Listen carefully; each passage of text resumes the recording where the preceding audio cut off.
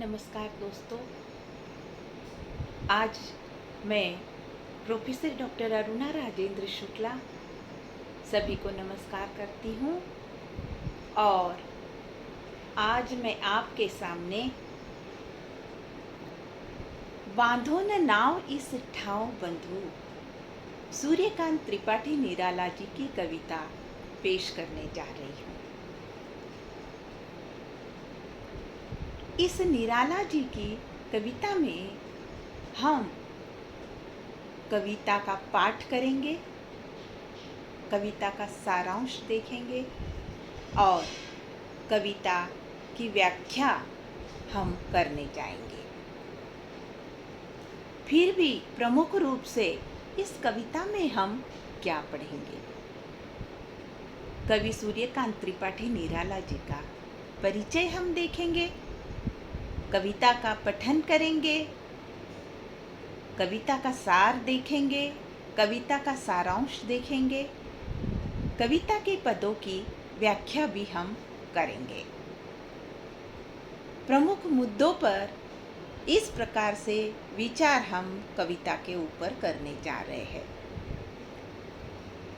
सूर्यकांत त्रिपाठी निराला जी का व्यक्तित्व कृतित्व देखने के पूर्व आप जो सूर्यकांत त्रिपाठी निराला जी की प्रतिमा को देख रहे हैं, कैसा तेजस्वी इनका जो रूप है वो इस चित्र में देखने को मिल रहा है। नाम में ही सूर्यकांत है और ये सूर्यकांत त्रिपाठी निराला जी जिनका आज हम परिचय देखने जा रहे हैं।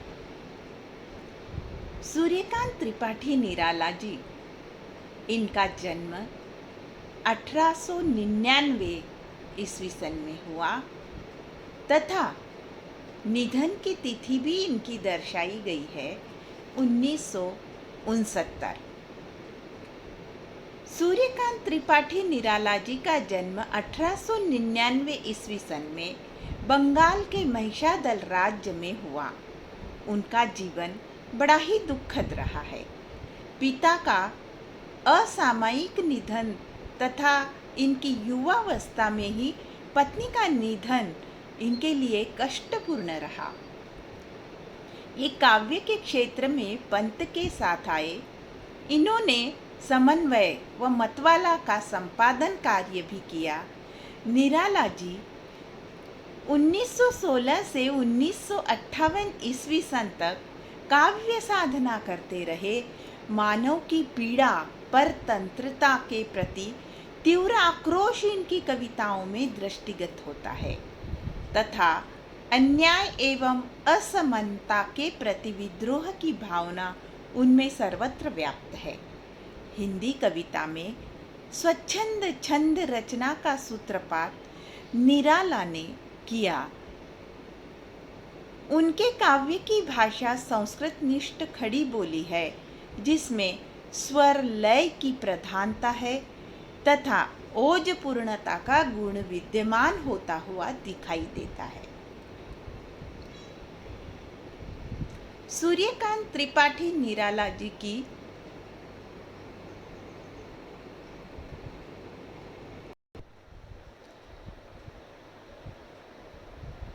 निराला की प्रमुख रचनाएं हम देखेंगे। निराला की प्रमुख रचनाएं जो हम देख रहे हैं वह निम्नलिखित है।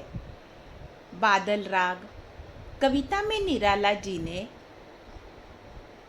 बादल से प्रार्थना की है कि वह भारत के दीनहीन गरीब किसानों की पुकार सुनकर विप्लव मचाने के लिए वहां अवश्य पहुंचे।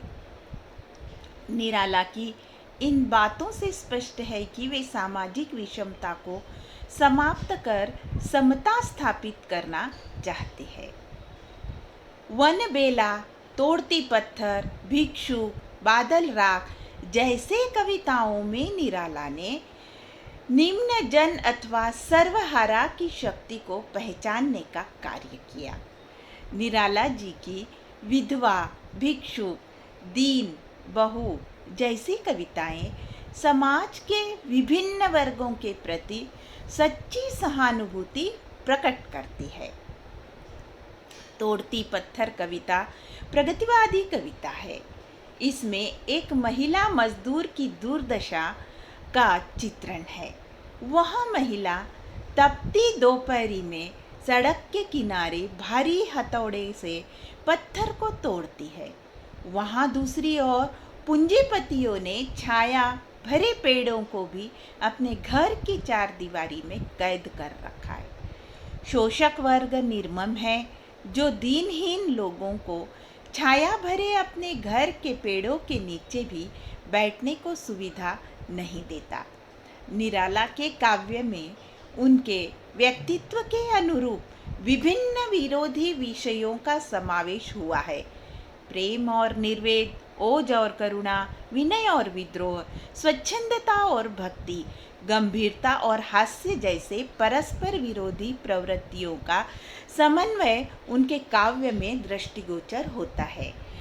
यदि विभिन्न वादों की दृष्टि से देखा जाए तो छायावाद, रहस्यवाद, प्रगतिवाद, प्रयोगवाद आदि सभी की उपलब्धि उनके काव्य में हो जाएगी। निराला जी की रचनाएं इस प्रकार है जो हम देख रहे हैं।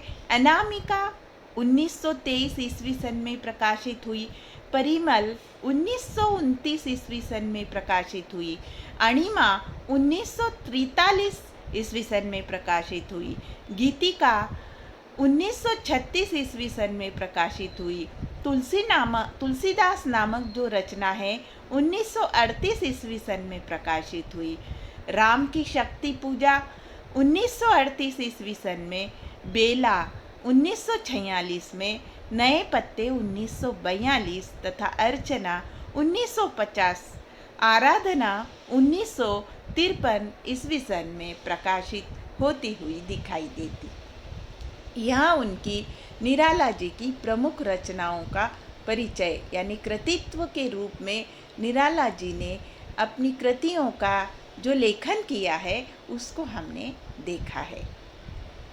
अब हम देखने जा रहे हैं कविता जो सूर्यकांत त्रिपाठी निराला जी ने लिखी है, बांधो न नाव इस ठाव बंधु। इस कविता का हम पठन करेंगे।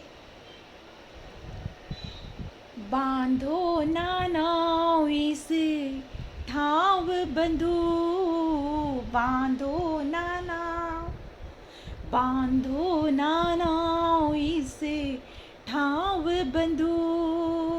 पूछेगा सारा गाँव बंधु, बांधो ना नाव।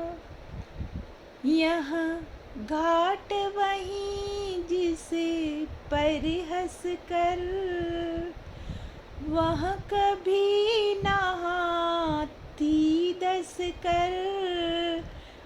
आंखें रह जाती फंस कर, कपते थे दोनों, कपते थे दोनों पाँव बंधु, बांधो ना नाव, बांधो ना नाव इसे ठाव बंधु। पूछेगा सारा गाँव बंधु, बांधो ना नाव। वह हंसी बहुत कुछ कहती थी, वह हंसी बहुत कुछ कहती थी।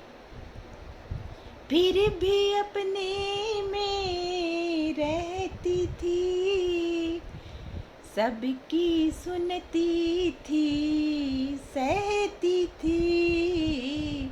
सबकी सुनती थी, सहती थी।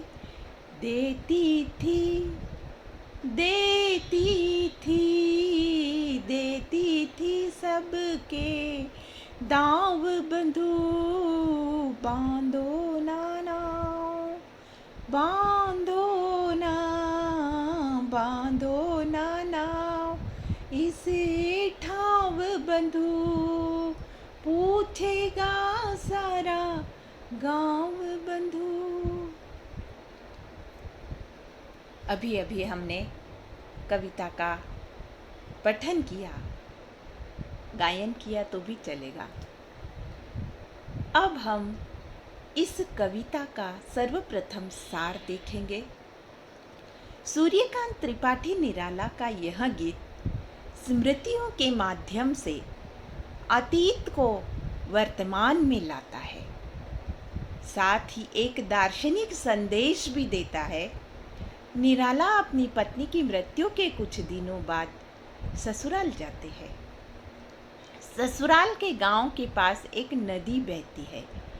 संध्या के समय वो उस नदी के घाट पर बैठकर सांझ नदी के तटों, पेड़ों का शांत रूप में दृष्टिगोचर दृश्य देखते थे। उनके कवि मन में पत्नी के वियोग से उपजी एक भाव नदी जो बह निकलती है, इस गीत में सारी स्मृतियाँ शब्द चित्र बनकर साकार हो जाती है, जो उनकी पत्नी के जीवित रहते हुए नदी और जीवन के संबंधों की तरलता देती हुई दिखाई देती है। यही बात इस कविता के सार में प्रस्तुत किया गया है। इस गीत का एक आध्यात्मिक अर्थ यह भी है, इस जीवन रूपी नाव को संसार रूपी नदी के तट पर मत बांधो। निराला जो बंधन मुक्ति का भी संकेत देते हैं, यह रचना नवगीत विधा का आरंभ भावों की नवीनता, शिल्प की नवीनता और भाषा की नवीनता के आधार पर भी करती है। सूर्यकांत त्रिपाठी जी का ये जो गीत है, नवगीत विधा का आरंभ इसी तरह की गीति रचनाओं से प्रारंभ हुआ दिखाई देता है। बांधो न नाव इस ठाव बंधु, इस कविता का सारांश अब मैं आपके सामने प्रस्तुत करने जा रही हूँ। प्रस्तुत कविता बांधो न नाव इस ठाव बंधु, सूर्यकांत त्रिपाठी निराला जी, जिनका प्रेम गीत है। प्रस्तुत कविता में कवि ने अपने अज्ञात प्रेम को प्रस्फुट किया है।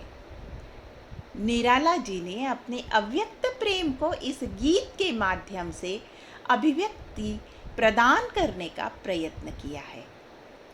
अपने निश्चल और निर्मल प्रेम को हालांकि वो स्वर नहीं दे पाए, उसे उन्होंने अपने हृदय की गहराइयों में छिपाकर ही रखा, लेकिन प्रेम को जितनी मौन की भाषा प्रिय है, उतनी ही उसे मुखरता भी प्रिय है।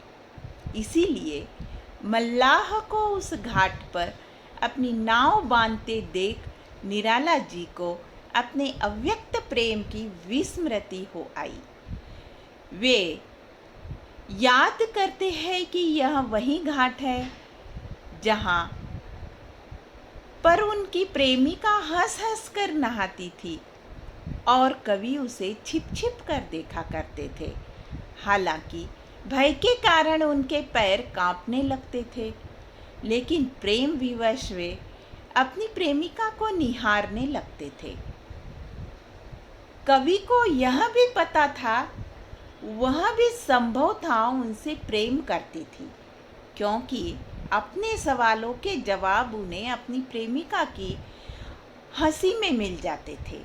अतः उस बात को याद करते हुए कवि मल्लाह को उस घाट पर नाव न बांधने के लिए कहते थे, क्योंकि यह घाट वही है जिस पर उनकी प्रेमिका स्नान करने के लिए आती थी।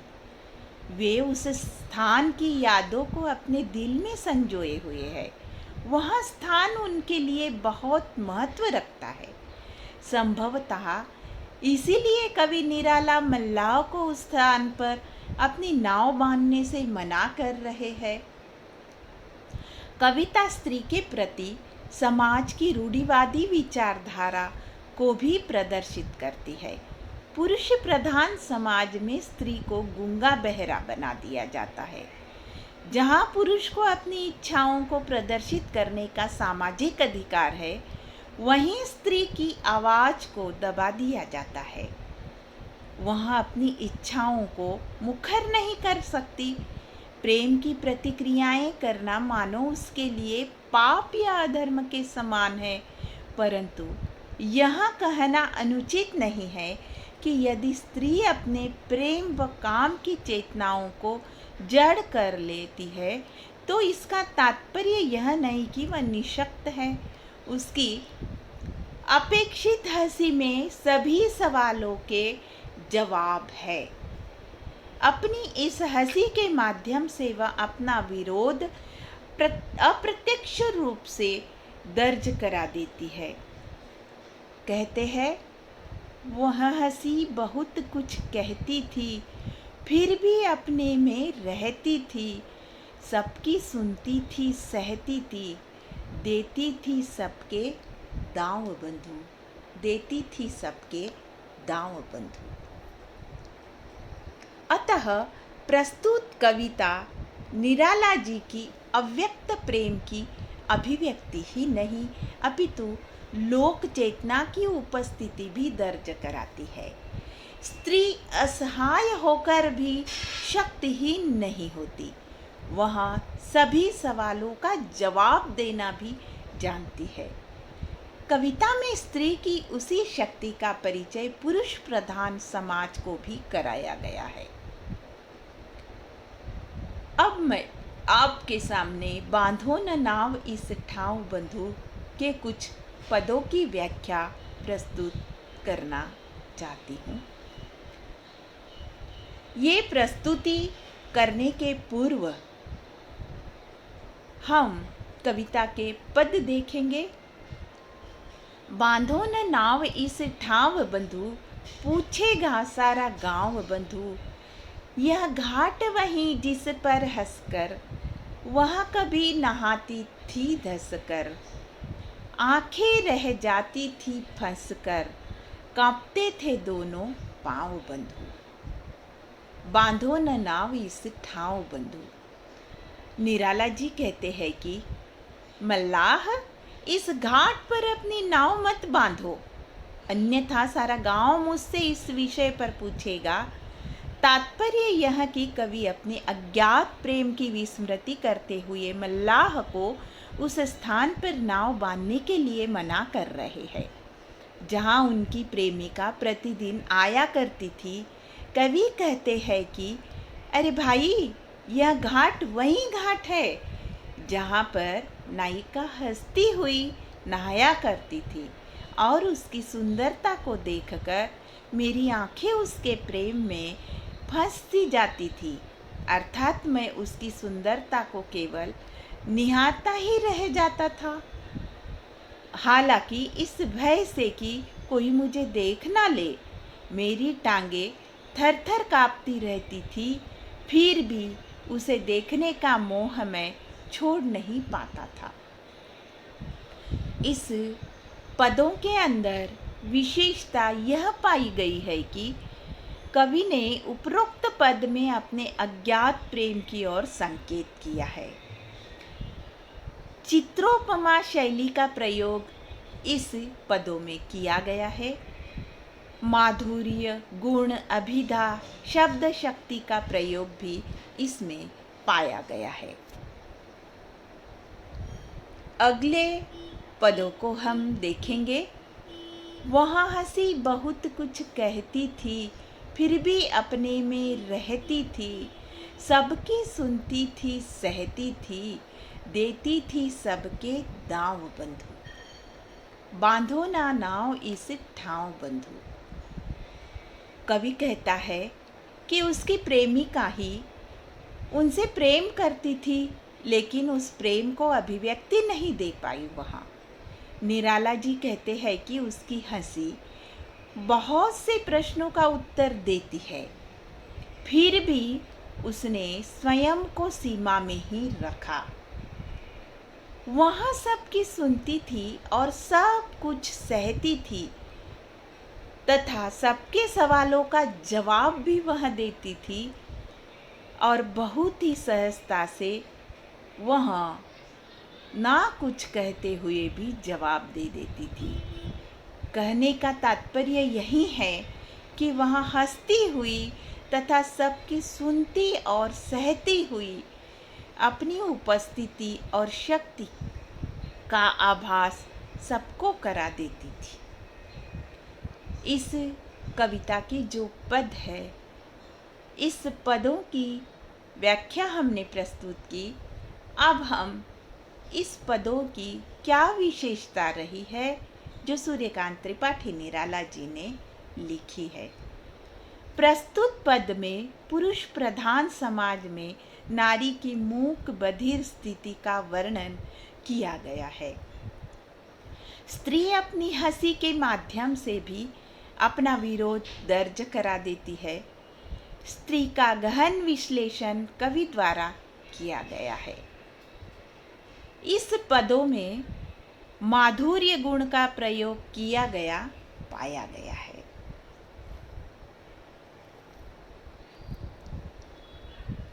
बहुत बहुत धन्यवाद जी, आपने ये कविता सुनी। कविता का पठन मैंने किया।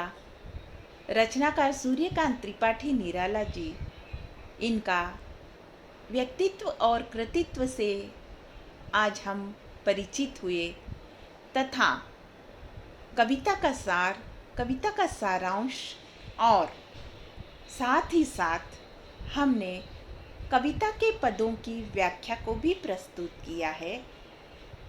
आपने ये सब सुना, आपको कैसा लगा आप हमें अवश्य बताएं। बहुत बहुत धन्यवाद। नमस्कार।